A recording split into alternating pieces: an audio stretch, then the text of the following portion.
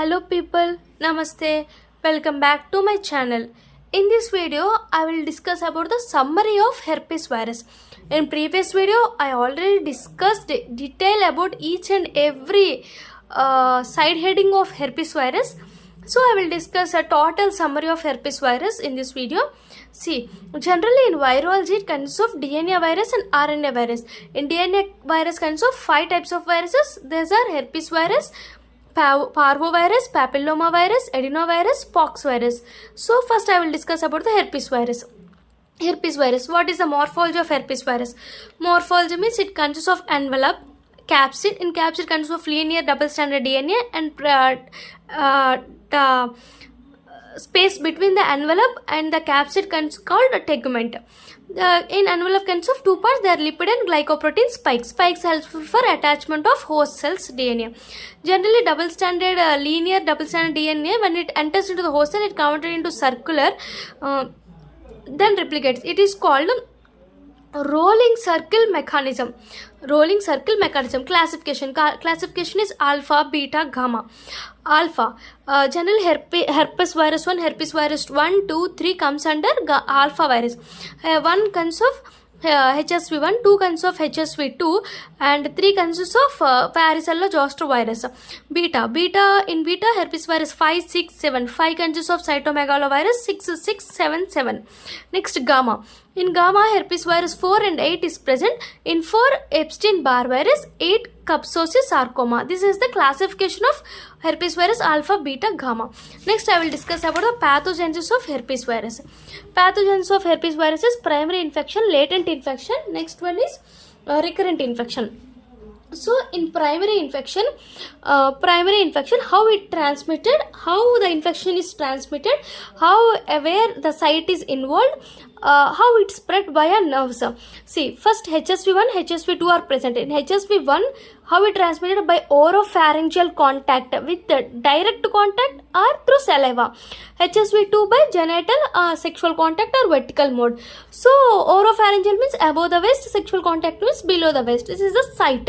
Spread via nerves. When the virus comes in contact with the human host cell, then it invaded into the nerve endings, local nerve endings, and transported by retrograde mechanism, axonal flow.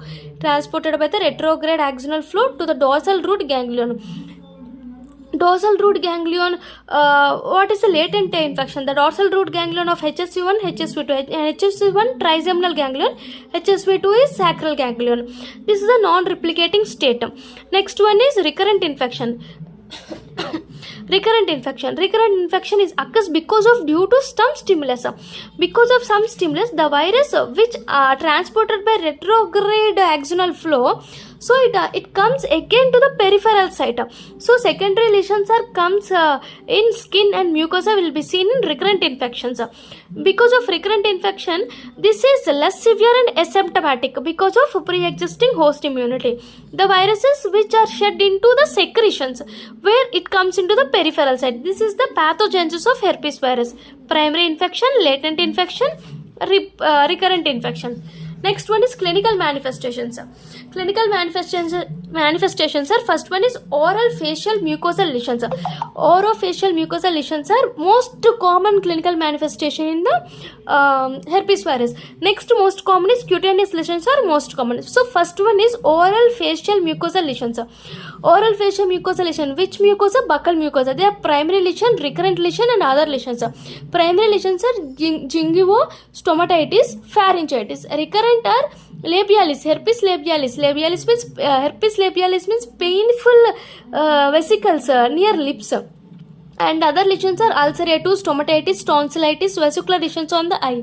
Next one is CNS infections. Like I already told a shortcut, BEM. BEM means Bell's palsy, encephalitis. M means meningitis. Next one is cutaneous lesions are important in herpes virus. Their first comes at the finger, means vitiligo. Herpetic vitiligo means on the fingers. Generally, fingers of dentist and hospital persons will have this herpetic vitiligo. Next is blisters. Blisters means febrile blisters. Next comes to the body of wrestlers. Body of wrestlers have herpes gladiatorum.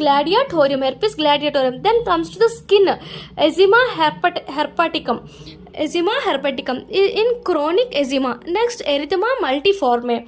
These are the cutaneous lesions. Next one is ocular lesions or keratoconjunctivitis, corneal ulcers, blindness. These are comes under ocular lesions. Next one is genital lesions only seen at HSV2.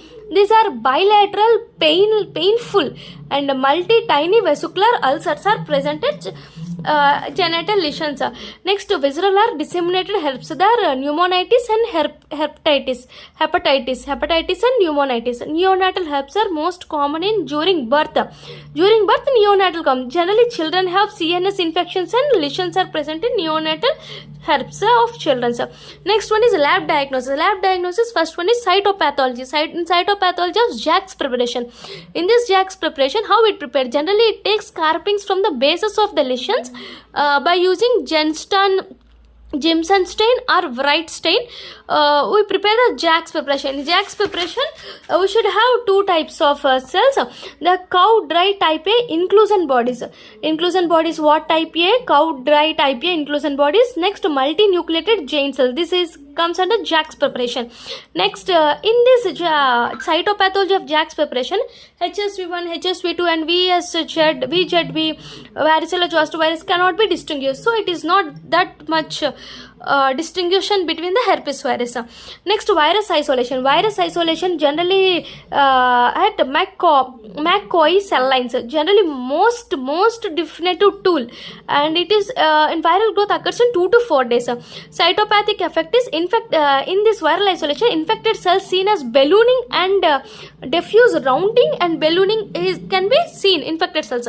Next, antigen. Virus antigen detection and antibody detection and viral DNA detection. Antigen detection has two types: neutralizing test and IF means immunofluorescent stain. It easily distinguishes between the HSV1 and HSV2. Next, DNA detection. HSV DNA detection by PCR or real-time PCR. It also helps in distinguish between the HSV1 and HSV2. Next, antibody detection by ELISA. In ELISA, first in this virus, first we can see the IgM. Next, we should see the IgG antibodies in the herpes infection.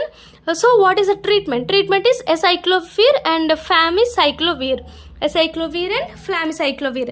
What is prevention? Because of genital herpes in HSV2, so we should use condom. Condom uses in genital herpes. Next, because of neonatal herpes, we should do the C-section delivery. Administration of acyclovir at the third trimester, during the third trimester, and in this herpes virus, no vaccines are used.